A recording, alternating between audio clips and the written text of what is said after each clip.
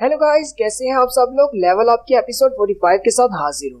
Last episode का last scene demon कासिल का था, जहाँ पर जिन्हू अपने सारे शैडो सोल्जर्स को 6 टीम में तब्दील कर देता है और उनसे कहता है रास्ते में जितने भी डीमंस आए उन सबको मार देना और जब तुम्हें एंट्री परमिट मिल जाए तो उसे लेकर मेरे पास आ जाना। साथ ही वो सारे शैडो सोल्जर चले जाते हैं और डीमंस को मारना शुरू कर देते हैं।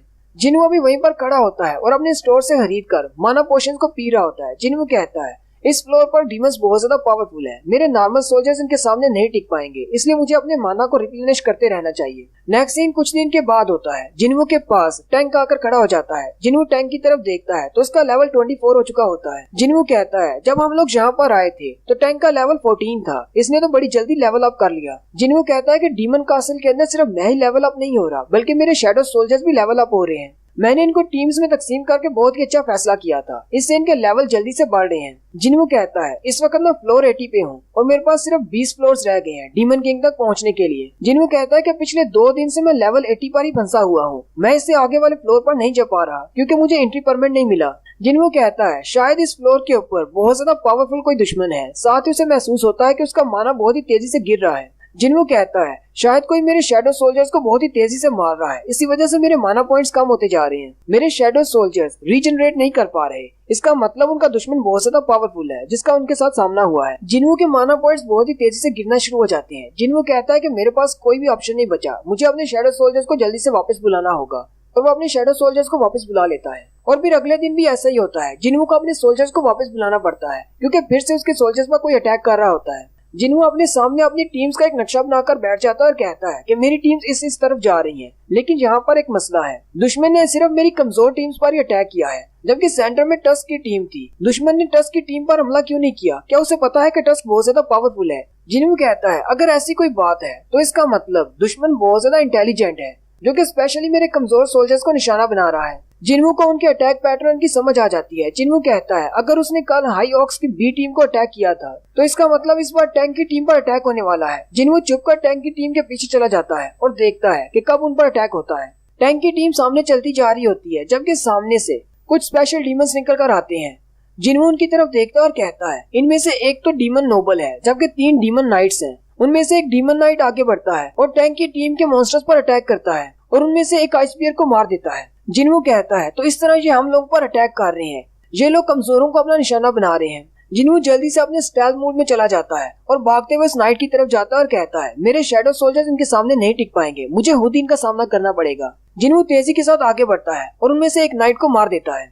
उसी वक्त बाकी के दोनों डीमन नाइट भी भागते हुए जिन्हू की तरफ आगे बढ़ते हैं। जिन्हू फिर से वहाँ से गायब हो जाता है और एक नाइट के पीछे आ जाता है और फिर अपने नाइफ से अटैक करते हुए उन दोनों नाइट्स को भी मार देता है। उसके पास विंडो ओपन होती है कि तुमने डीमन नाइट्स को मार दिया है और लास्ट में एक डीमन नोबल बचता है। जिन्हू उसकी तरफ आगे बढ़ता है। जिन्हू जैसे ही उसके करीब पहुंचता है वो डीमन नोबल डर की वजह से कांपना शुरू हो जाता है। जिन्हू कहता है मुझे नहीं पता था कि डीमंस को भी डर महसूस होता है। वो डीमन नोबल अपने बाले के साथ जिन्हू पर बड़ी तेजी के साथ अटैक करता है। जिन्हू उसके सारे अटैक्स को डॉज करता है। जिन्हू कहता है ये तो मेरे दिल और मेरी गर्दन पर अटैक करने की कोशिश कर रहा है, इसका निशाना तो बहुत ज्यादा एक्यूरेट है, मुझे डॉज करना होगा नहीं तो मैं गया।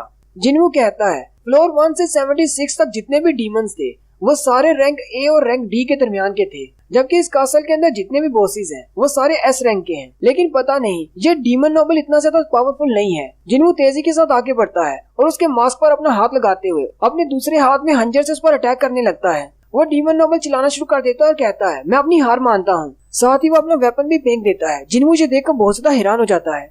जिन्हू सोचता है आखिर आजकल सारे मॉन्स्टर्स को क्या हो गया है, ये सारे इंसानी भाषा क्यों बोल रहे हैं। साथ ही जिन्हू कहता है लेकिन इसकी आवाज तो बिल्कुल लड़कियों जैसी है। उसका मास्क उतार कर देखता है तो वाकई में वो एक डीमन गर्ल होती है। वो डीमन लड़की जिन्हू से कहती है प्लीज मुझे माफ कर दो, हम लोग गलत हैं, प्लीज मुझे माफ कर दो, मुझे वापस जाने दो। जिन्हू उस डीमन लड़की से कहता है तुमने मेरे सोल्जर्स पर अटैक किया और उन्हें मारा और अब तुम मुझसे माफी की भीख मांग रही हो कि मैं तुम्हें वापस जाने दूं। वो डीमन लड़की कहती है हाँ मैं मानती हूँ कि मैंने बहुत ही गलत किया है। वो डीमन लड़की जिन्हू से कहती है मैं अपने क्लैन की तरफ से फाइट कर रही हूँ, ये एरिया हमारे अंडर आता है और हमें इसे सिक्योर करना है। हम नहीं चाहते कि तुम्हारे जैसा कोई मॉन्स्टर यहाँ पर आए और हमारे सारे डीमंस को मारना शुरू कर दे।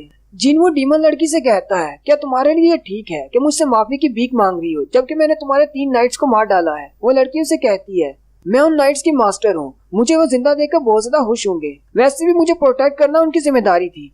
जिन्हू उसकी तरफ देखता है और कहता है ये लड़की तो बहुत ज्यादा सेल्फिश है, लेकिन साथ ही वो कहता है ये लड़की नहीं, असल में एक डीमन है। जिन्हों पीछे की तरफ घूम जाता है और कहता है इसकी शक्ल तो बिल्कुल इंसानों जैसी है, मैं इस लड़की को नहीं मारना चाहता। लेकिन जैसे उस डीमन लड़की को एक ओपनिंग नजर आती है कि जिन्हों ने दूसरी तरफ मुंह किया हुआ है, वो उस पर अटैक करने की कोशिश करती है।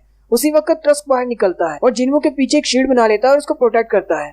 जिन्हों उस डीमन लड़की से कहता है तुम्हें क्या लगा तुम क्या करने वाली थी। साथ ही वो लड़की फिर से नीचे बैठ जाती है और जिन्हों से कहती है अगर तुम मुझे छोड़ दोगे तो मैं तुम्हें कुछ भी दूंगी जो तुम्हें चाहिए। जिन्हों कहता है पता नहीं ये किस किस्म की डीमन है, मुझ पर अटैक करने के बाद ये फिर से माफी की भीख मांग रही है। जिन्हों उस लड़की से कहता है क्या तुम मुझे एंट्री पास दे सकती हो। वो डीमन लड़की जिन्हों से कहती है वो एंट्री पास हमारे क्लैन में है और हमारे लोग उसे प्रोटेक्ट कर रहे हैं, अगर तुम मुझे बिना नुकसान पहुंचाए वापस ले जाते हो तो हम तुम्हें वो एंट्री पास दे देंगे। जिन्हों सोचता है आखिर ये डीमंस एंट्री पास को क्यों प्रोटेक्ट कर रहे हैं। जिन्हों कहता है मैं तो काफी देर से यही सोच रहा था कि मुझे एंट्री पास क्यों नहीं मिल रहा, मुझे नहीं पता था कि तुम्हारे क्लैन के लोगों ने उसे किसी और जगह पर प्रोटेक्ट करने के लिए रखा हुआ है। वो डीमन लड़की जिन्हों से कहती है मुझे बाकी के सारे फ्लोर्स के एंट्री पास का भी पता है, अगर तुम मुझे जिंदा वापस मेरे क्लैन तक पहुंचा देते हो और मेरे क्लैन के लोगों को नहीं मारोगे तो मैं तुम्हें बाकी सब एंट्री पास भी दे दूंगी। जिन्हों कहता है लेकिन असल मसला तो ये है कि मैं इस डीमन पर भरोसा कर सकता हूँ या नहीं। जिन्हों आगे बढ़ता है उसके करीब चला जाता है और अपने ब्लड लस्ट मूड को एक्टिवेट करता है और साथ ही उस डीमन से पूछता है क्या मैं तुम पर भरोसा कर सकता हूँ।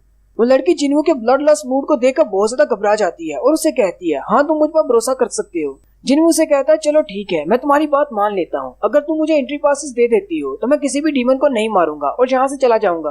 लेकिन साथ ही जिन्हों कहता है मुझे तुमसे एक सवाल पूछना है, तुम हो कौन। नेक्स्ट सीन फिर से जापान के उसी आइलैंड का होता है जहाँ पर वो पंखों वाली चींटी आई थी। वो पंखों वाली चींटी बहुत सारे लोगों को मारकर खा रही होती है। वहीं पर एक जिंदा बंदा बैठा होता है जो कि उसे देखकर बहुत ज्यादा घबरा जाता है। वो डर के मारे वहाँ से भाग भी नहीं रहा होता। वो चींटी उसकी तरफ देखती है और फिर नेक्स्ट सीन में उस बंदे को चिल्लाता हुआ दिखाते हैं और उसके नेक्स्ट सीन में वो चींटी अपने पंखों के साथ उड़ती हुई वहाँ से चली जाती है। जबकि पीछे दिखाते हैं उस गांव के सारे लोग डेड बॉडीज में बदल चुके होते हैं, यानी कि सारे लोगों को उस चींटी ने मारकर खा लिया होता है। नेक्स्ट सीन फिर से डीमन कासल का होता है। वो डीमन लड़की कहती है मेरा नाम एसिल है और मैं रेडिट क्लैन से हूँ। जिन्हों से कहता है मुझे तुम्हारे क्लैन के बारे में नहीं जानना, ना ही तुम्हारे नाम के बारे में, मुझे कुछ और बताओ। जिन्हों सोचता है अब मैं इससे कैसा सवाल पूछूं कि ये मुझे डायरेक्टली आंसर दे दे। जिन्हों उससे कहता है क्या तुम्हारे कान में तुम्हें आवाज आती है कि इंसानों को मारना है। एसिल बहुत ज्यादा हैरान हो जाती है और उससे कहती है नहीं ऐसा कुछ भी नहीं है। लेकिन साथ ही वो जिन्हों से कहती है हमारे कान में एक और आवाज आती है। जिन्हों उससे पूछता है वो कौन सी आवाज है। एसिल उसे कहती है हमारे कान में एक आवाज आती है कि हमें इस जगह को प्रोटेक्ट करना है। जिन्हों सोचता है इन सारे मॉन्स्टर्स के ऑब्जेक्टिव्स तो बहुत ज्यादा मुख्तलिफ हैं। डंजन के अंदर जो मॉन्स्टर्स होते हैं उनका काम होता है इंसानों को मारना, इसलिए उनके कान में ये आवाज आती है कि इंसानों को मारना है। जबकि इंस्टेंट डंजन के अंदर जो मॉन्स्टर्स हैं उनके कान में आवाज आती है कि अपने इलाके को सिक्योर करना है। कहीं ऐसा तो नहीं कि इंस्टेंट डंजन के अंदर मॉन्स्टर मैं हूँ और इन्होंने अपनी डंजन को मुझसे बचाना है। जिन्हों एसिल से दूसरा सवाल पूछता है तुम्हें ये आवाज कब आना शुरू हुई। एसिल उसे कहती है जैसे ही हमने यहाँ पर अपनी आंखें खोली। ये सुनते ही जिन्हों हैरान हो जाता है और उसे कहता है इस बात का क्या मतलब है कि तुमने जैसे यहाँ पर अपनी आंखें खोली, कहीं ऐसा तो नहीं ये सारे डीमंस किसी और जगह से यहाँ पर लाए गए हैं सिर्फ मेरी ट्रेनिंग के लिए। मुझे इसके बारे में और भी जांच पड़ताल करना होगी, इससे शायद मुझे सिस्टम के बारे में पता चल सके। जिन्हों एसिल से कहता है यहाँ पर आंखें खोलने से पहले तुम लोग कहाँ पर रहते थे। एसिल जिन्हों से कहती है इससे पहले हम लोग अपने डीमन वर्ल्ड में रहते थे, फिर अचानक कुछ ऐसा हुआ कि हम लोगों की जैसी आंख खुली हम लोग यहाँ पर थे। जिन्हों एसिल से पूछता है तुम लोग अपने डीमन वर्ल्ड में क्या कर रहे थे। ये वाला सवाल सुनते ही एसिल की आंखों का रंग बदल जाता है और एसिल उसे जवाब देती है हम लोग जंग की तैयारी कर रहे थे। जिन्हों उससे कहता है लेकिन तुम लोग किसके खिलाफ जंग की तैयारी कर रहे थे। एसिल उसे कहती है हम सारे डीमंस मिलकर एक बड़ी जंग की तैयारी कर रहे हैं एक ऐसे दुश्मन के खिलाफ जो कि बहुत ज्यादा पावरफुल है। वो दुश्मन इतना ज्यादा पावरफुल है कि हम सारे डीमंस को इकट्ठे होना पड़ा। लेकिन साथ ही जिन्हों बहुत ज्यादा हैरान हो जाता है क्योंकि एसिल के इर्द गिर्द विंडोज ओपन हो रही होती हैं जो कि एक ग्लिच के साथ होती हैं, जिसमें उसे कहा जाता है कि तुमने इसको बहुत ज्यादा इन्फॉर्मेशन दे दी है, इससे ज्यादा बात नहीं कर सकते। एसिल जैसे उसे कुछ बताने लगती है ग्लिच के साथ वो खामोश हो जाती है। सिस्टम उस डीमन को अलाउ ही नहीं करता कि जिन्हों को इससे ज्यादा इन्फॉर्मेशन मिले। जिन्हों सोचता है बारूका के साथ भी ऐसा ही हुआ था, जैसे मैं उससे इन्फॉर्मेशन निकलवाना चाहता था वो ग्लिच के साथ खामोश हो गया था। इसका मतलब तो ये हुआ कि इसके साथ बात करने से मुझे कुछ क्लू मिल सकता है। जिन्हों एसिल से पूछता है वो पावरफुल एनिमी कौन है जिसका तुमने अभी जिक्र किया, जिसके लिए तुम फाइट करने के लिए तैयार हो रहे थे। एसिल जैसे ही जिन्हों को उसका नाम बताने लगती है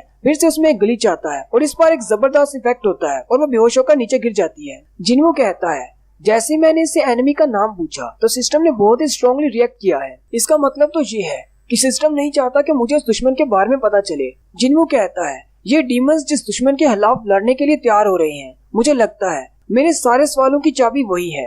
और यहाँ पर एक और मिस्ट्री शामिल हो गई है। आखिर वो दुश्मन है कौन जिससे लड़ने के लिए डीमंस इकट्ठे हो रहे हैं? जिन्वू को ये स्पेशल पावर्स क्यों मिली हैं? इसके अलावा जिन्वू के डैड ने भी कहा था कि एक बहुत बड़ी पावर जाग चुकी है। आखिर वो पावरफुल किंग है क्या चीज? अगले कुछ चैप्टर्स में हमें पता चलेगा। तो यहीं पर हमारी 45 एपिसोड का एंड होता है। एक्सप्लेनेशन अच्छी लगी हो तो कमेंट करके जरूर बताएं। चैनल को सब्सक्राइब कर दें, वीडियो को लाइक और शेयर कर दें। शुक्रिया।